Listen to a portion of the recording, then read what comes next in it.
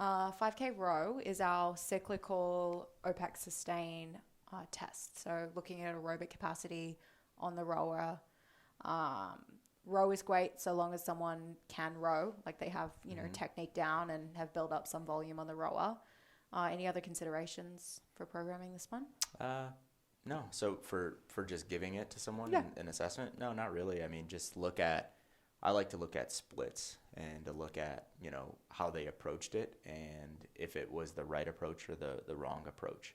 I always like an incremental build on longer aerobic pieces so people don't empty their tanks. And we just the enzymes flow, right? As like we get 5 or 10 minutes into anything, like we can find that flow in aerobic work. If someone comes out really hot the first 5 minutes and it's just hanging on, that is the worst experience ever, because the last 10 to 15 minutes are just brutal. So, just thinking about, first I would tell the person that's doing the test, I would just say, I wouldn't give them any strategies. I would just say, hey, approach this the best way you think is going to end up with you getting the best score that you can possibly get today. And then I would have them set their splits. I'd go 1K splits on this, and I'd just watch them and see how they approach it. People that have experience but that understand that they're not trained for it are going to approach with caution. They are going to take like let me kind of get into this, feel it out, and then roll hard at the end.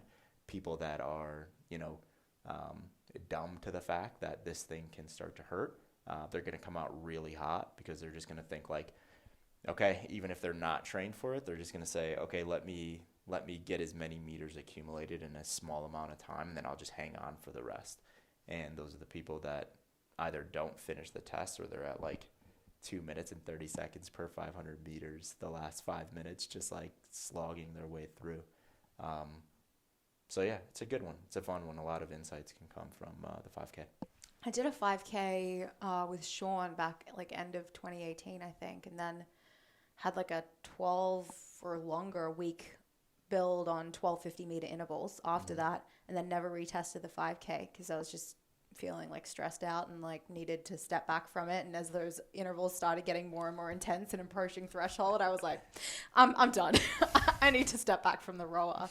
But I wish now in retrospect, I'm curious as to what it would have been after going through that. And did you go like 5K, figure out what your race pace is, and then you started those 1250s at that race pace, and then you decreased your pace over time? Yeah. Did some incremental sets towards the end, and that's when it started to get really uncomfortable. Yeah. And I decided I was done with it. But that's a good point, though. Yeah, just training for this thing.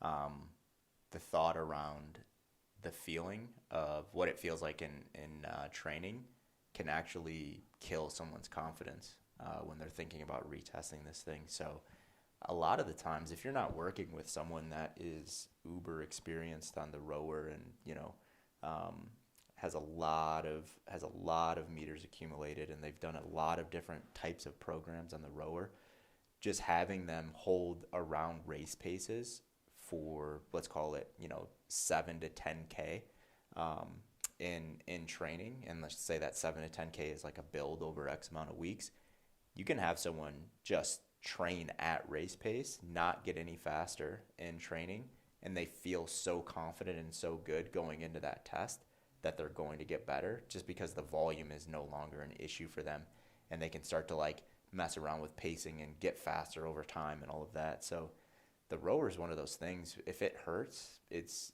not an enjoyable thing to be on, especially for non-rowers. So yeah, I think the story that you just told, like a lot of people have felt that when they go on like any cyclical builds. Like if that was an assault bike and we're like, okay, we want to hold 65 RPM, and then we're getting 1 RPM faster every week, and you find that spot really quickly where the client's like, I don't think I can hold that again. You have to be okay with going back and just saying, okay, we're going to go back a little bit in pace, and maybe we're just going to add volume, or maybe we're going to decrease rest. But confidence on cyclical implements is so important, because once someone loses confidence in them, they just hate the thing. They're like, I hate the rower. It fucking sucks. It hurts. I'm not good at it. Blah, blah, blah. Yep. So that's a good point.